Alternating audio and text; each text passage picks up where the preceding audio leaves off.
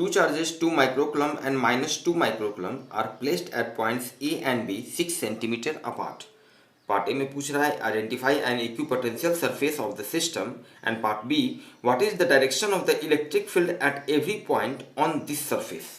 Student इस question में दिया हुआ है कि दो पॉइंट चार्जेस 2 माइक्रोकुलम और माइनस 2 माइक्रोकुलम ए और बी पे रखे हुए हैं, दोनों के बीच का डिस्टेंस 6 सेंटीमीटर दिया हुआ है। तो हम लोगों को इक्विपोटेंशियल सरफेस का पोजीशन बताना है कि स्पेस में कहां पर इक्विपोटेंशियल सरफेस हो सकता है। इक्विपोटेंशियल सरफेस जैसा कि नाम से ही क्लियर है, ऐसा सरफेस होता है जहां पे पोटेंशियल इक्वल होता है, हर पॉइंट पर इक्वल होता है। अगर उस सरफेस के किसी एक पॉइंट पर पोटेंशियल 2 वोल्ट है तो हर जगह पोटेंशियल 2 वोल्ट होना चाहिए। अगर 5 वोल्ट है तो 5 वोल्ट होना चाहिए, 0 वोल्ट है तो हर जगह पोटेंशियल 0 वोल्ट होना चाहिए। तो हमें ऐसा इक्विपोटेंशियल सरफेस चूज करना है। कैसे सोचेंगे, how to think, this is important. सबसे पहला तो बेसिक जो आपको स्टूडेंट पता होना चाहिए कि कोई पॉइंट चार्ज अगर Q है तो उसके चलते R डिस्टेंस पर कितना होता है पोटेंशियल, KQ/R। पॉजिटिव चार्ज है तो पोटेंशियल पॉजिटिव होगा, नेगेटिव के चलते पोटेंशियल नेगेटिव होगा। क्लियर बात है। चलिए ठीक है। अब चलिए ठीक है, हम लोग कोई भी एक पॉइंट पहले मान लेते हैं सुविधा के लिए। हम लोग मान लेते हैं, सपोज कीजिए कि आपने कोई, आपके दिमाग में आया कि भाई यहाँ पर एक ऐसा सरफेस जो मान लिया इस पॉइंट से इस तरह से कुछ पास कर रहा हो या आर्बिट्रेरली कुछ इस तरह से पास कर रहा हो।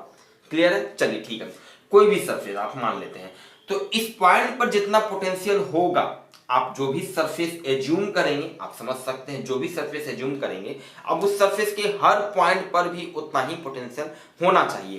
तो थोड़ी देर के लिए मान लेते हैं, चलिए आप कोई ऐसा सरफेस मान लेते हैं जो इस पॉइंट से क्रॉस कर रहा, कोई भी सरफेस मान लिया लाइक दिस, कुछ इस तरह का, समझिएगा।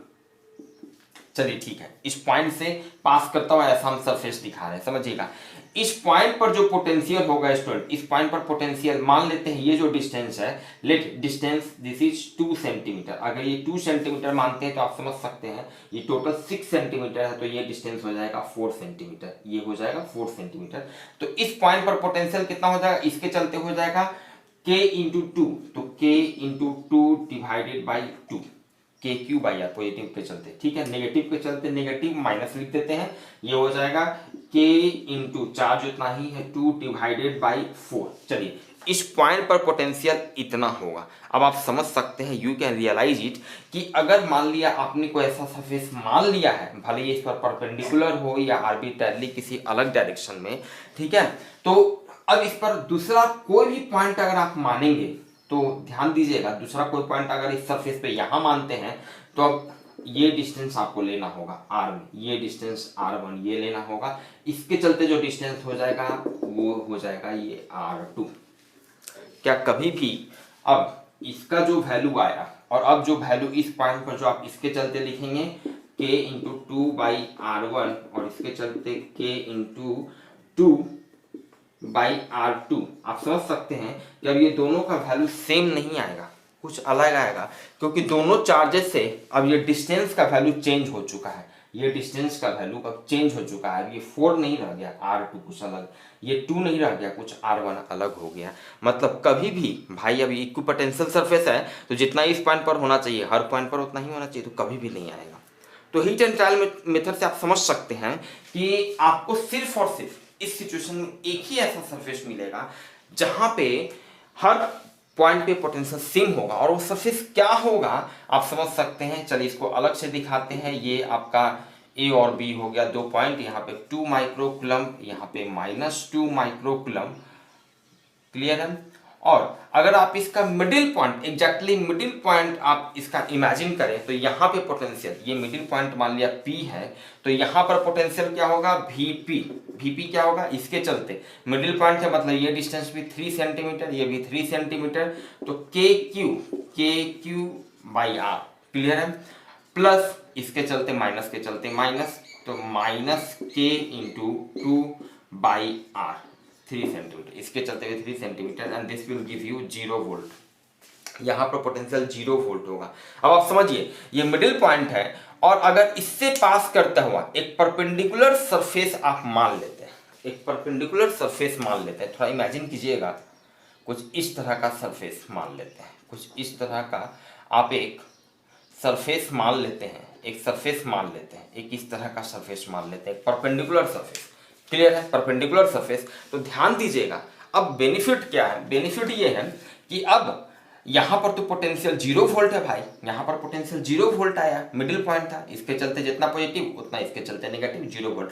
अब इस पर आप कोई भी दूसरा पॉइंट कंसीडर करेंगे तो सब जगह पोटेंशियल 0 होगा, पोटेंशियल 0 होगा। ध्यान दीजिएगा, डिस्टेंस भले चेंज कर जाएगा, डिस्टेंस भले चेंज कर जाएगा, जैसे मान लिया अब इस पे आप कोई दूसरा पॉइंट यहाँ पे मान लीजिए, क्लियर है, दूसरा पॉइंट ये एक परपेंडिकुलर सरफेस है, ये लाइन आपका नहीं है, this is will be 90 degree.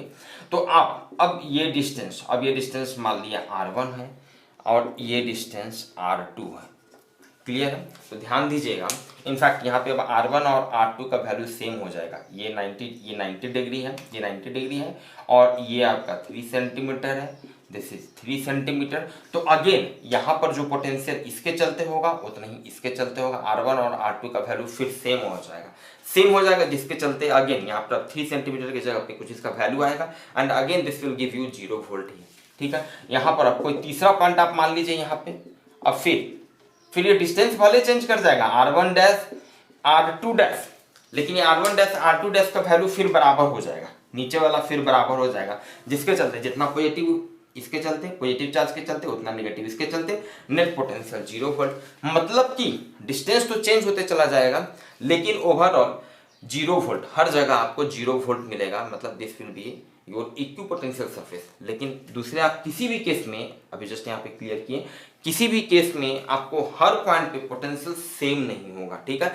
तो इक्विपोटेंशियल सरफेस कैसा सरफेस स्टूडेंट हो गया, ऐसा सरफेस हो गया जो इस लाइन के परपेंडिकुलर है, दोनों चार्जेस को जो मिला रहा है उसके perpendicular and passing through it's mid point, passing through it's mid point, this will be your answer. Second part में स्टूडेंट पूछ रहा है कि ये जो इक्विपोटेंशियल सरफेस है, इस इक्विपोटेंशियल सरफेस पे इलेक्ट्रिक फील्ड का डायरेक्शन क्या होगा। तो पहला तो बेसिक आप ये समझिए, थ्योरी में हम लोगों ने डिटेल देखा है, लिंक आपको नीचे डिस्क्रिप्शन बॉक्स में मिल जाएगा, कि इलेक्ट्रिक फील्ड का डायरेक्शन, इलेक्ट्रिक फील्ड जो होता है ऑलवेज किसी भी इक्विपोटेंशियल सरफेस पे परपेंडिकुलर होता है, हमेशा परपेंडिकुलर डायरेक्शन में होता है। पहला तो इसको बेसिक तरीके से ऐसे समझिए। अगर आपको ये रिजल्ट पता नहीं है तो रिजल्ट पता नहीं है तो आप इसको बहुत ही आसानी से यहाँ पे देख सकते हैं, this is your 2 microcoulomb, this is -2 microcoulomb. अब मान लिया इसके किसी भी पॉइंट पर इलेक्ट्रिक फील्ड, भाई तो बेसिक तरीके से समझिए, ये पॉजिटिव चार्ज है, इसके चलते जो इलेक्ट्रिक फील्ड होगा इससे अवे होगा, पॉजिटिव चार्ज के चलते इलेक्ट्रिक फील्ड इससे अवे, मान लेते हैं ये इलेक्ट्रिक फील्ड अगर E1 है और ये इसी पॉइंट पर अभी माइनस नेगेटिव चार्ज के चलते इलेक्ट्रिक फील्ड क्या होगा, दोनों को मिलाइए, ठीक है। मिलाने वाला जो लाइन होता है उस लाइन के अलावा और नेगेटिव चार्ज है तो इसके तरफ होता है इलेक्ट्रिक फील्ड। तो भाई किसी भी पॉइंट पर इलेक्ट्रिक फील्ड दोनों चार्जेस के चलते होगा, तो नेट इलेक्ट्रिक फील्ड हमेशा दोनों के, चूंकि जो नेट इलेक्ट्रिक फील्ड ये डिस्टेंस और ये डिस्टेंस बराबर है, मतलब दोनों इलेक्ट्रिक फील्ड का मैग्नीट्यूड बराबर होगा, क्यों, क्योंकि चार्जेस बराबर है। इलेक्ट्रिक फील्ड का फॉर्मूला क्या होता है, KQ/R², क्यू भी बराबर है, दोनों के चलते डिस्टेंस भी बराबर होगा। मतलब कि इलेक्ट्रिक फील्ड जो होगा, नेट इलेक्ट्रिक फील्ड जो होगा हमेशा इसके मिडिल, इसके बीचों बीच पास करेगा and this will be your perpendicular to this line, perpendicular to this line.